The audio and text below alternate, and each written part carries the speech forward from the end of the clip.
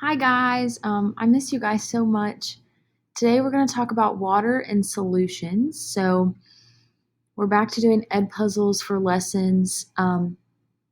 This is the section that y'all read on Friday. So if you've not done that yet, make sure that you go back and read that section and answer those questions so you can get the points.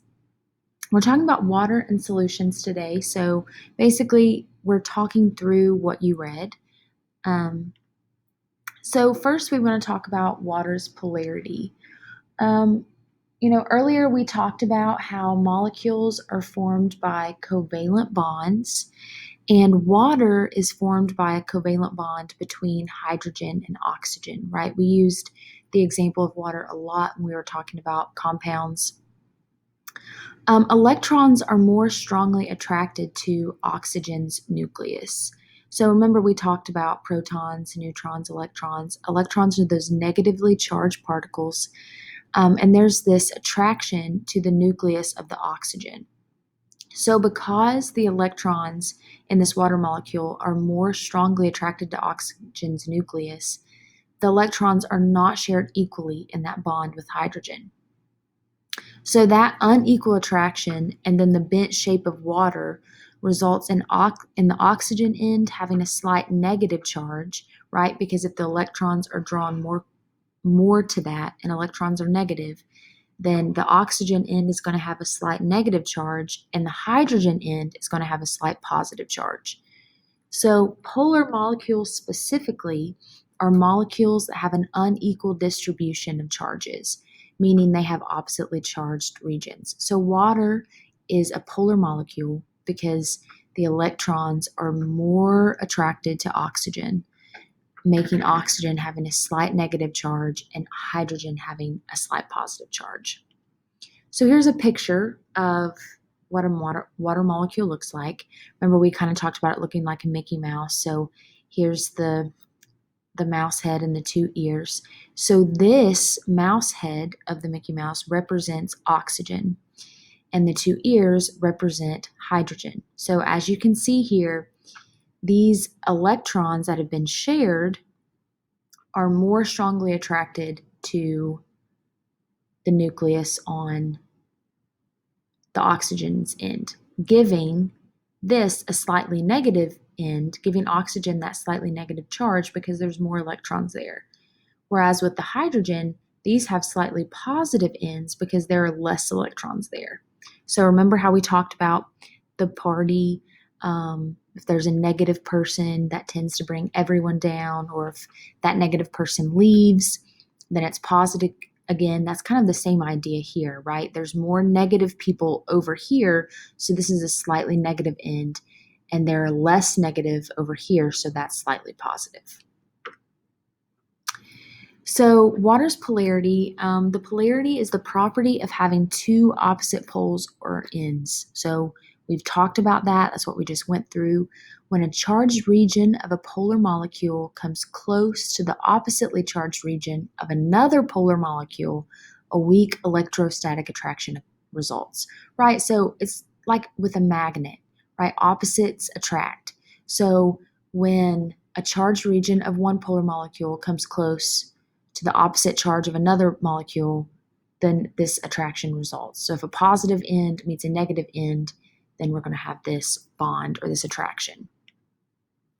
So a hydrogen bond is an example of this. We have an electrostatic attraction in water. So it's a weak attraction involving a hydrogen atom and a fluorine, oxygen, or nitrogen atom. So specifically right now, we're talking about a bond with oxygen, right?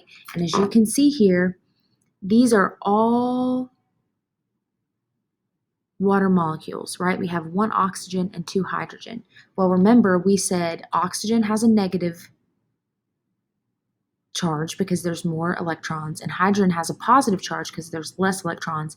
And so you see here that they have bonded together. They have created that electrostatic attraction because they have opposite charges, so they've been attracted to each other.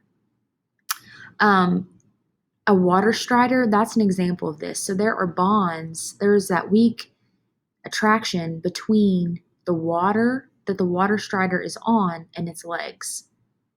So remember, we talked about van der Waals interactions. Those are those electrostatic attractions.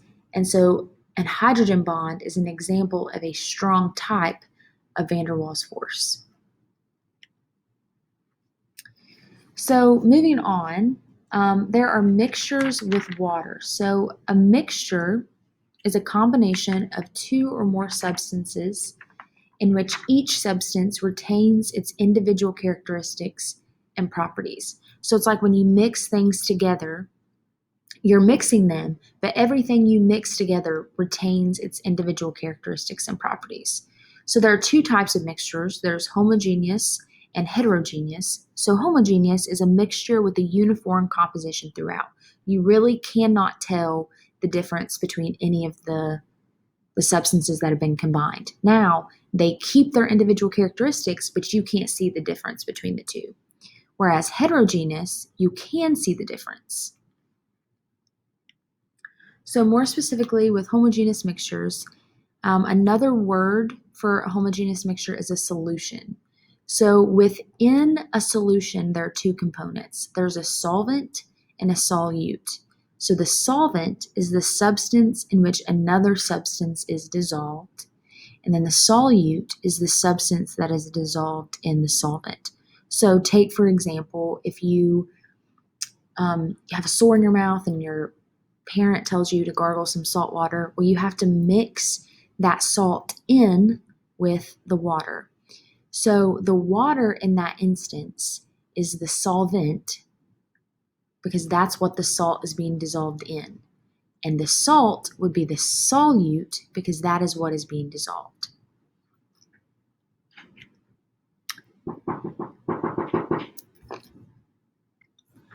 So a heterogeneous mixture, however, those are the ones that you can individually tell what the components are. So let's say, for example, you have a salad that's all mixed together, but you can individually tell what each component in that salad is. Sometimes it's not quite as straightforward as what like a mixed salad would be, because sometimes you'll have a suspension. So a suspension is a heterogeneous mixture in which over time particles settle to the bottom. So sand and water, for example, right? Like at times that's all mixed up together, but eventually that sand is going to settle to the bottom. But then there are other examples like a colloid, and a colloid is a heterogeneous mixture in which particles do not settle. So this would be one of those that you may think looks like a homogeneous mixture, like butter or mayonnaise, milk, blood, but those are all examples of colloids because they have individual components, and those individual components can be pointed out.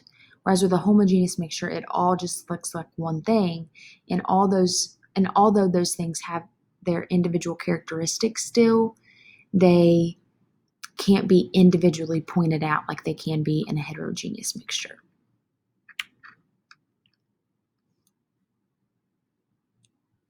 So here are some examples, right? We have an example of a suspension here. We have the sand that settled at the bottom. Here we have an example of a homogeneous mixture. You can't tell any difference in anything. And then here we have a colloid.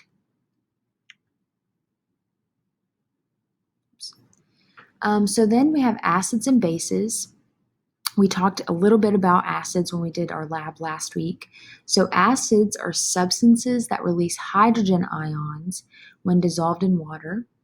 The more hydrogen ions that are released, the more acidic the solution becomes. Bases are substances that release hydroxide ions when dissolved in water. So you can see here on the left side, we have the substances. This substance has a hydrogen ion. This substance has a hydroxide ion. Well, when they're dissolved in water, those hydrogen ions are released and the hydroxide ions are released. So if it's hydrogen oxide, or if it's hydrogen ions that have been released, then it's acidic. And if it's hydroxide ions that have been released, it's basic. So There's a pH scale. pH is the measure of concentration of hydrogen ions in a solution. So it ranges from 0 to 14. And the amount of hydrogen or hydroxide ions determines the strength of the acid or base. So pure water at 7 is neutral. That's kind of where we want to be. Anything below 7 is considered to be acidic. So that means it has more hydroxide ions. And anything higher than 7 is basic, meaning it has more hydroxide ions. So here's a picture, a chart. So here's neutral, right? Pure water, blood, tears. Anything higher than that is basic. Anything lower than that is acidic. And the lower the number, the more acidic. The higher the number, the more basic. So buffers are something that reacts with acids or bases to keep the pH within a particular range. So we want to keep the pH between 6.5 and 7.5 because that's where the majority of biological processes are carried out. Keeping that range of pH helps the body maintain homeostasis, which is vital. If we don't remain in homeostasis, if we don't keep homeostasis, death can occur, right? We talked about that a little bit. We talked about living things. So hydrogen levels must be controlled in order to maintain homeostasis. Buffers, right? Sometimes those have to be taken. So say, for example, like you have an upset stomach. Your stomach is super acidic. So a lot of times people will take an antacid to help neutralize your stomach. So then there's also buffers found in cells and blood to help those maintain that homeostasis as well.